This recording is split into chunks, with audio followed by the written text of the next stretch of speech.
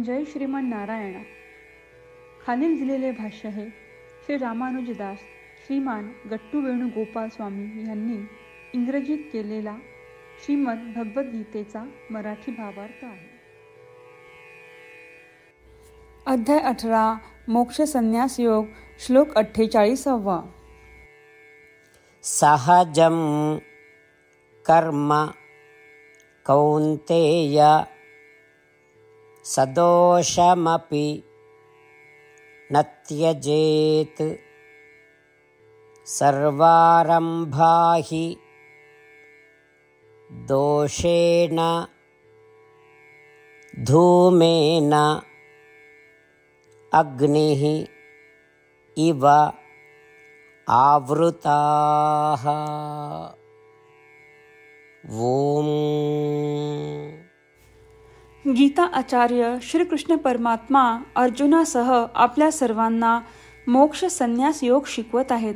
परमात्मा म्हणतात, अर्जुना, एखादे कर्तव्य किंवा कर्म म्हणजेच नैसर्गिकरित्या वारसा हक्काने मिळालेला व्यवसाय, त्या व्यवसायात काही दोष, अडचणी, दुःख असले तरीही तो व्यवसाय कधीही सोडू नये. कारण केवळ तुमच्या व्यवसायातच नाही तर कोणाच्याही व्यवसायात, कोणत्याही प्रयत्नात अडचणी आणि दुःख हे अपरिहार्य असतात. जसा आगीभोवती धूर असतो त्याचप्रमाणे प्रत्येक कामात प्रयत्न असतो, अडचण असते आणि दुःखही असते. असे सांगून श्रीकृष्ण परमात्मा आपल्याला नैसर्गिकरित्या बहाल केलेले कर्तव्य किंवा व्यवसाय सोडून न देता कितीही कठीण असले तरी कर्मयोगाचे पालन करत राहण्याचा सल्ला देत आहेत. कारण कर्म किंवा कार्य करणे हे शरीराचे नैसर्गिक कर्तव्य आहे. त्यामुळे ब्राह्मण, क्षत्रिय, वैश्य आणि शूद्र ही वेगवेगळी कर्तव्ये आणि जबाबदाऱ्या आहेत. त्यापैकी कोणीही दुसऱ्यापेक्षा श्रेष्ठ किंवा कनिष्ठ नाही हे आपण समजून घेऊया. ही 4 कर्तव्ये आणि जबाबदाऱ्या पार पाडणारे लोक असतील तरच हे जग सुरळीत चालेल. हे वास्तव आपण जाणूया. मी माझ्या शरीरापेक्षा वेगळा आहे हे स्पष्ट समजून आपली कर्तव्ये आणि जबाबदाऱ्या नीट पार पाडूया. आपण प्रत्येक कार्य श्रीमन नारायण यांची सेवा म्हणून करूया. श्रीमन नारायण यांची प्राप्ती हेच आपल्या जीवनाचे ध्येय बनवूया आणि केवळ श्रीमन नारायण यांचाच आश्रय घेऊया. श्रीकृष्ण परमात्म्यांचे शब्द आपण जसेच्या तसे श्लोकाच्या रूपात पुन्हा सांगण्याचा प्रयत्न करूया. सहजं कर्म कौन्तेय सदोषमपि न त्यजेत् सर्वारम्भा हि दोषेण धूमेनाग्निरिवावृताः. श्रीमद भगवद्गीतेचे संपूर्ण सार श्रीकृष्ण परमात्म्यांनी अध्याय 18 श्लोक 65 ते 70 मध्ये 8 गोष्टी करण्यासाठी दिल्या आहेत. श्रीकृष्ण म्हणतात, जे या 8 गोष्टींचे पालन करतात ते मला आवडतात. मी त्या भक्तांचे सर्व प्रकारे रक्षण करीन. श्रीकृष्ण परमात्म्यांनी सांगितलेली सर्व भगवद्गीता ऐकल्यानंतर अर्जुन म्हणतो, करिष्ये वचनम तव. अर्थात श्रीकृष्णा, तुम्ही सांगताल तसेच मी करीन. म्हणूनच श्रीकृष्णांनी अर्जुनाला सर्व प्रकारचे यश आणि विजय बहाल केले आहेत. परमात्म्याला आपले वचन देऊया की आपण या 8 क्रिया पाळू. परमात्म्याला हा शब्द देण्यापेक्षा मोठी कोणतीही पूजा, तप, यज्ञ नाही. ह्या 8 क्रियांचा तुम्ही सर्वांनी मनाने विचार करा असे मी म्हणेन. अशा प्रकारे आपण श्रीकृष्ण परमात्म्याला आपले वचन देत आहोत. आपण सर्वांनी श्रीकृष्णाच्या चेहऱ्याचा आनंद आणि सुख अनुभवूया. जय श्रीमन नारायण. ह्या 8 क्रिया खालीलप्रमाणे आहेत. हे श्रीमन नारायणा, तुम्ही सांगितल्याप्रमाणे मी नेहमी तुमच्यावर चिंतन आणि विचार करीन. हे श्रीमन नारायणा, तुम्ही सांगितल्याप्रमाणे मी सदैव तुमचा भक्त असेन. हे श्रीमन नारायणा, माझी सर्व कृती तुमची सेवा आणि तुमच्या समाधानासाठी करेन. हे श्रीमन नारायणा, तुम्ही अनुसरण करायला सांगितल्याप्रमाणे मला खूप विश्वास आहे की मी तुमचा आहे आणि मी नेहमी हात जोडून तुम्हाला नमस्कार करीन आणि तुमची पूजा करीन. हे श्रीमन नारायणा, मला तुमचे शब्द आठवले. मामेकम शरणम व्रज, जे तुम्ही एकट्याला शरण जायला सांगितले आहेत.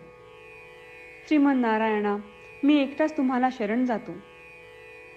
हे श्रीमन नारायणा, मला तुमचे मा शुचाह शब्द आठवले की तुम्ही आम्हाला दुःख न करण्याचे आश्वासन देत आहात. मी यापुढे शोक करणार नाही. हे श्रीमन नारायणा, तुम्ही आमच्यासाठी श्रीमद भगवद्गीता देऊन आम्हा सर्वांवर कृपा केली आहे आणि आशीर्वाद दिला आहे. मी दररोज किमान एक श्लोक वाचण्याचे किंवा ऐकण्याचे वचन देतो. हे श्रीमन नारायणा, तुम्ही गीता सर्व मानवजातीपर्यंत पोहोचवलीस. मी गीतेतील तुमचे दैवी वचन त्या भक्तांपर्यंत पोहोचवण्याचा प्रयत्न करेन जे गीतेला अपरिचित आहेत. हे श्रीमन नारायणा, तुम्ही सांगताल तसेच मी करेन. तुमच्या इच्छेप्रमाणे वागेन आणि तुमच्यासाठीच काम करीन. श्रीमन नारायणाला आपण वचन देऊयात की दररोज त्यांनी सांगितल्याप्रमाणे आपण आचरण करू. हीच एक महान पूजा आहे. श्रीमन नारायणा, करिष्ये वचनम तव. श्रीमन नारायणा, मी तुमच्या सूचनेनुसार वागेन. सहजं कर्म कौन्तेय सदोषमपि न त्यजेत्. सर्वारम्भा हि दोषेण धूमेन अग्निः इव आवृताः. ॐ सहजं कर्म कौन्तेय सदोषमपि न त्यजेत्. सर्वारम्भा हि दोषेण धूमेनाग्निरिवावृताः. जय श्रीमन नारायणा.